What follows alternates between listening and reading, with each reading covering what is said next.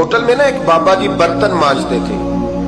बूढ़े आदमी थे, 70 साल के करीब उम्र थी। उनका एक बेटा था, एक बहू थी, एक पोता था, लेकिन वो बेचारे बेटा बीमार रहता था तो लिहाजा वो खुद मजदूरी करते। कहते एक दिन वो बाबा जी मेरे पास आए, कहने लगे मेम साहबा 2-4 दिन की छुट्टी चाहिए। तो मैंने कहा खैरियत है? कहने लगे मैडम मेरा बेटा फौत हो गया। बेटा, आपको पता है बाप का जनाजा पढ़ना आसान है, बेटे का जनाजा उठाना बड़ा मुश्किल काम। कहती है मैं कुछ लिख रही थी, मेरे हाथ से कलम गिर गया। मैंने खुद गाड़ी भेजी, बाबा जी गांव चले गए जहां वो रहते थे। कहती 2-3 दिन के बाद मैं और मेरा शौहर गए तो रास्ते में हम बातें कर रहे थे कि क्या ताज़ियत करेंगे।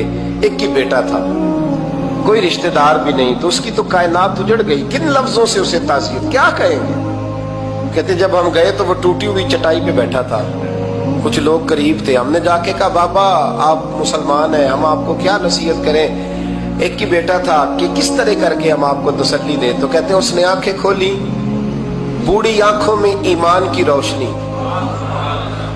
कहने लगा बीबी क्या ताज़ियत की बात करती हो, मैंने को पैसे जमा करा के बेटा लिया था, खुदा ने फजल से दिया था, अदल से ले गया है, मैं अपने रब के फैसले में बड़ा राजी हूं। अल्लाहु अकबर।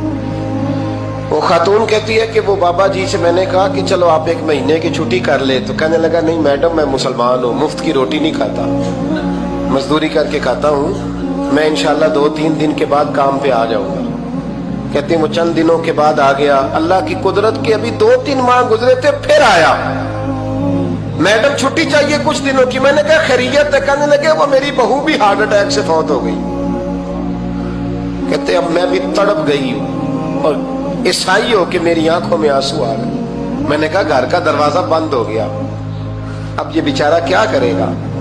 वो अपने शौहर के गम में हार्ट अटैक से फौत हो गई।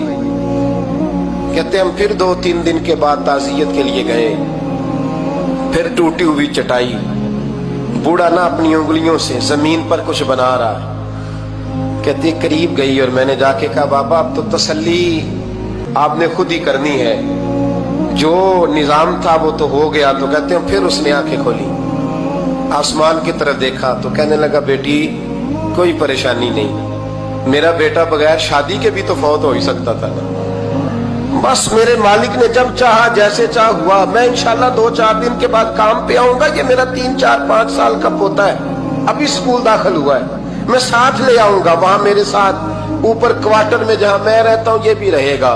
कभी कभी मैं देखती छत पे खड़े होके कि दादा घोड़ा बना हुआ है और पोता सवारी कर रहा है। वो सवेरे उठता, उसको स्कूल छोड़ के आता, शाम को लेके आता, प्यार करता, मोहब्बत करता।